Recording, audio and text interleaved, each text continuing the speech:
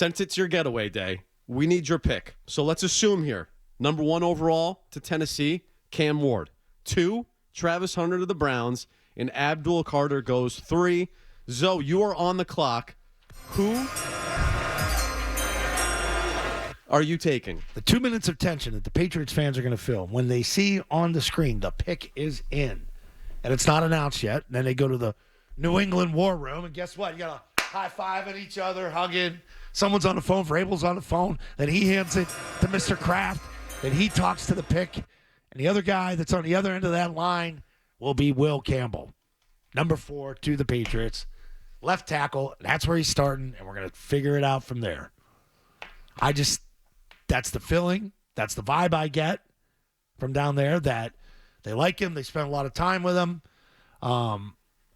He's got 3 years experience, and we're going to find out. And I don't think they'll be done taking tackles. I think they could get another one. A little double dip. Yeah, it's going to be interesting. And Barth, I don't know where you think this kid Simmons from Ohio State's going to fall to. There's a lot of steam picking up with the kid from Minnesota. Ursery? He looks good. Like He's his huge. film. Yeah. And I'm like, well, let's see what happens as far as trades and potential signings.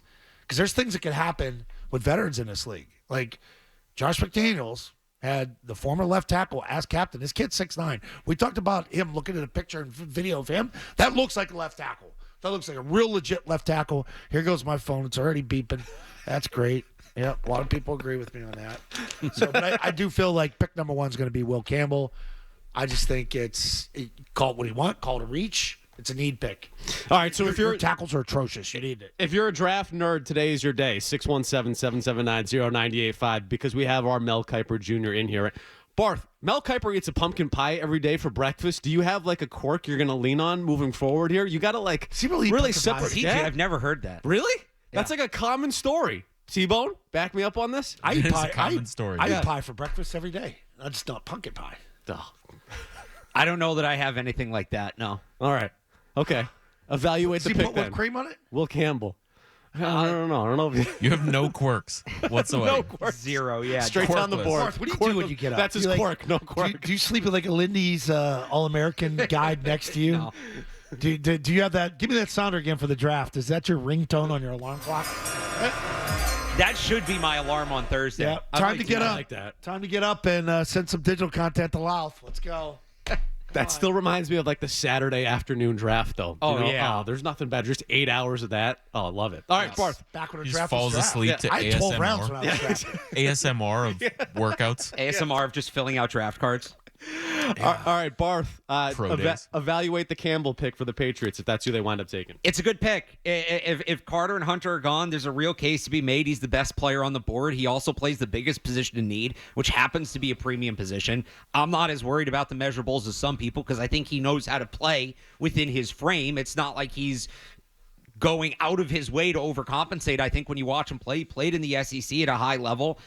Do I think he's going to be the greatest tackle in NFL history? No. Do I think he's the kind of player that can come in and hold down that position for 10 years where you're not going to question it and we're not going to be calling to replace him or anything like that? Yeah, and they need that. There's not enough left tackles out there. There are less than 32 human beings on this planet that can play left tackle at an NFL level, at a starting caliber NFL level. If you can get a guy that can do that to protect the franchise, I don't see how that's a bad decision. I'm just amazed that every year that there's not 2 like lock, stock, top 10 left tackle picks based on the type of competitive football played like in the SEC. We keep talking about the SEC, the Big Ten, Ohio State. You mean to tell me that teams like Georgia, Alabama, Ole Miss, Michigan, freaking Ohio State can't reload every year at left tackle? Like, these guys are 6'8", 6'7". Campbell's a big guy.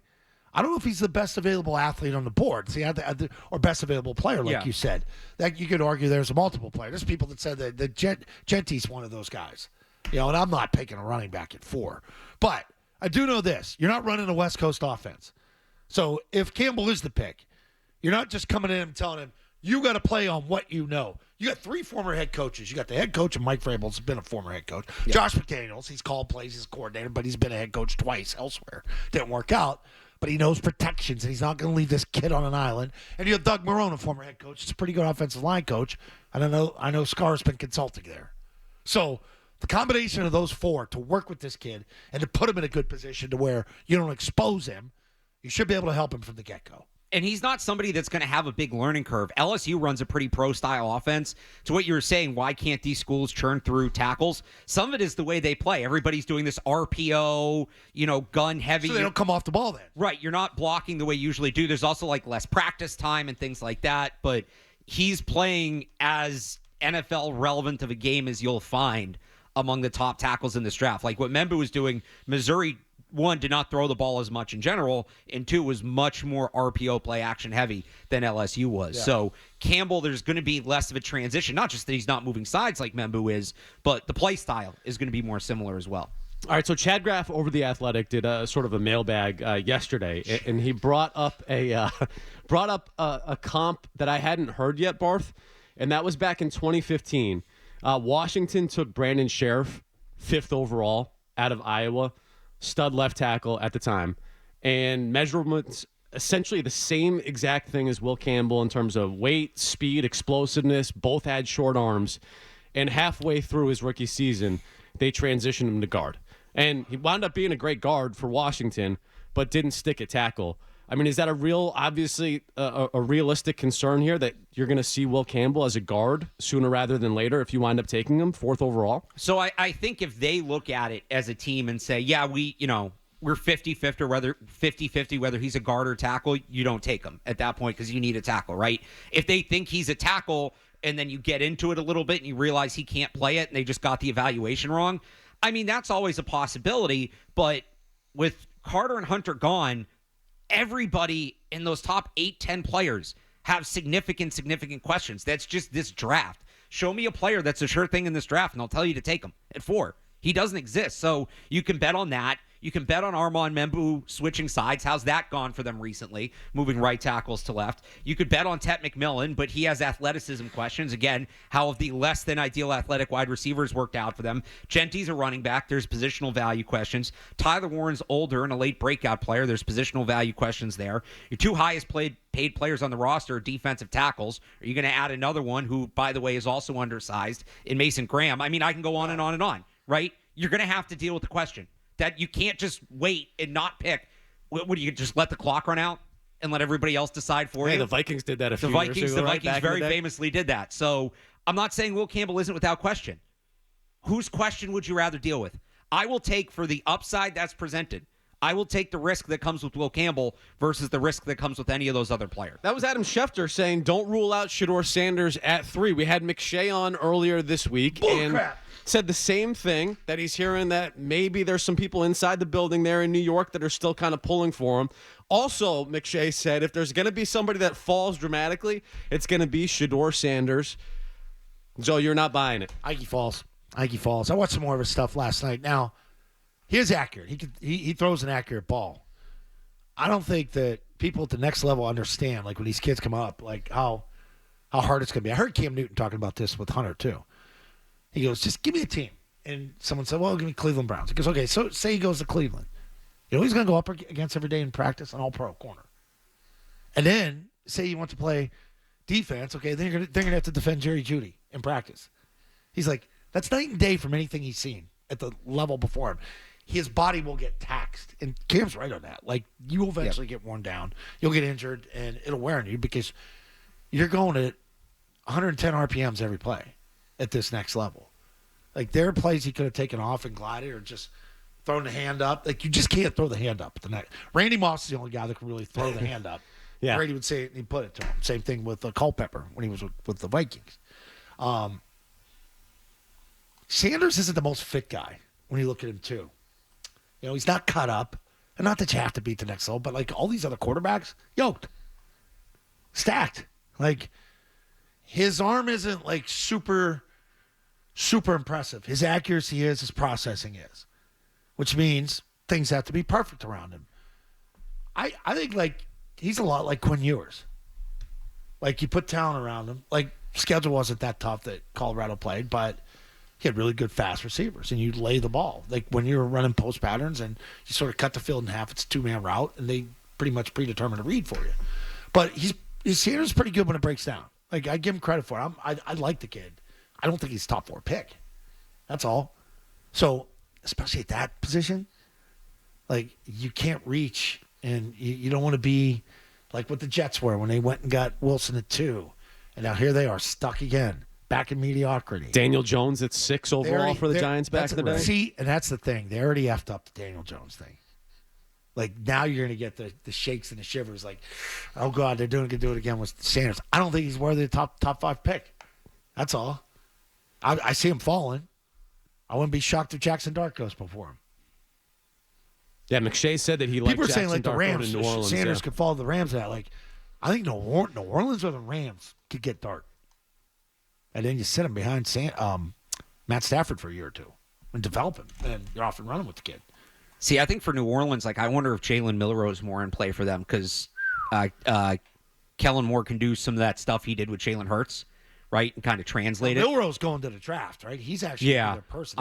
That's a big sign. I also wonder, Cleveland's 33, 34 in the second round. Their offense coordinator, Tommy Rees, who has, they just promoted, he was the OC at Alabama when Milroe had his breakout year. Yeah. So Dart's an interesting one, honestly, to me. I wonder if he's going to be the third quarterback taken. I think there's a chance it could be Milroe or Will Howard because the Chip Kelly connection in Vegas. But with Shedeur, like, we've seen teams get dumb about the quarterback position time and time again. We know they'll do it.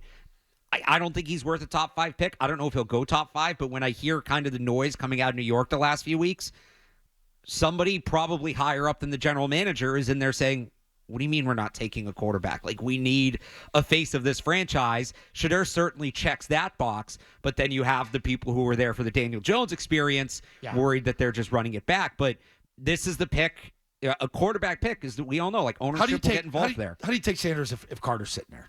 That's because of the position, because it's a quarterback, and they might not think they have one. I know they signed 2 guys, but they might not think they have one. That means when you sign 2 guys like that, and former aging veterans, that means you have done.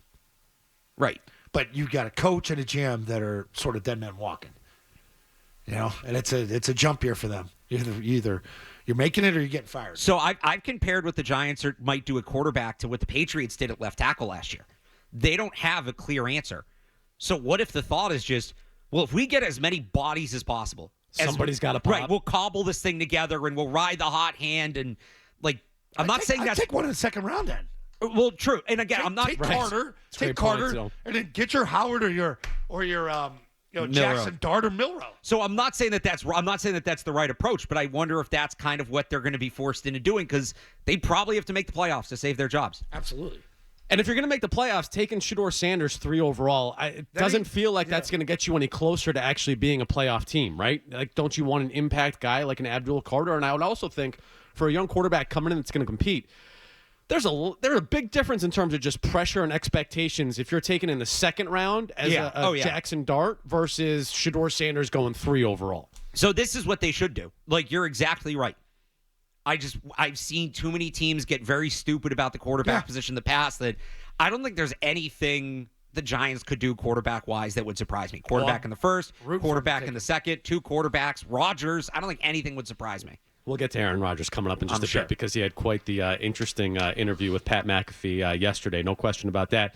But I will say, it feels like you're banking on ownership sort of stepping in and dropping the hammer in terms of taking Shedeur Sanders, if that's what it winds up being 3, because overall, all the evaluations that you see, Shedeur Sanders has no business going 3rd overall. If they do go quarterback, it's Abdul Carter. No doubt you're running that pick up there. I would think so. He's just clearly better than any of the other prospects on the board. It's a different tier of player. It's a no-brainer. It's a no-brainer if he's there. Like, I'm rooting for them to take Sanders, and then you get Carter. I'm like, holy crap. We're going to be pretty good. That's a legit defense. You add Carter to what they've built. He's like a big-time finishing piece. Yeah.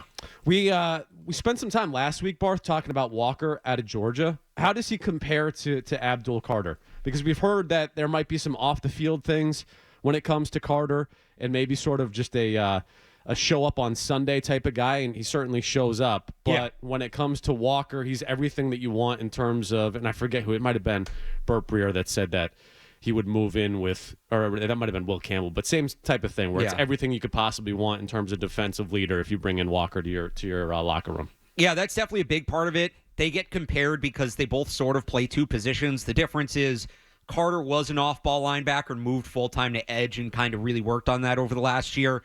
Walker continually played both positions. So there's upside in that versatility, but it's also a case kind of like with Travis Hunter, where because he's been splitting his time between two positions, he hasn't fully mastered one. He's probably going to play mostly off the ball at the next level, so you're going to work with him on that and then just let him use his athleticism to rush and obvious passing downs. But if he is the kind of guy like Vrabel would know exactly how to use. I do think that during the draft, I talk a lot about, like, people ask me, will this player be good? Will this player be bad? And it's, well, tell me where he's going, because I think that makes a difference. It's all about the setting. The Patriots are in a better position to maximize Jalen Walker than most teams are. 617-779-0985, the telephone number. Zoe thinks it's going to be Will Campbell coming off the board at 4 for the New England Patriots. Barth, who do you think it's going to be? You think it's going to be Campbell as well? Yep. And you think that's the right pick? Yep. Assuming that the two guys are gone. Don't care at all about the arm length. Doesn't matter. I really don't, because he knows how to use it. All right. We have an interesting... The frame's there at 6'6". Like, the frame is there. It's... are we sitting here bitching about Vidarian Lowe or DeMontre Jacobs' arm length? Well, they got good arm length. What happened? Exactly. Thank you. It's like Vrabel said this at the Combine. There's guys with long arms who don't know how to use them, and there's guys with short arms that are really good at using what they have. It's like it's a factor. It's not something you totally ignore, but it's, okay, he has shorter arms. Let me see how he works with that and compensates for it. And if you feel like he does a good job of that, then it's not something you worry about. And to me, that's the case with Will Campbell.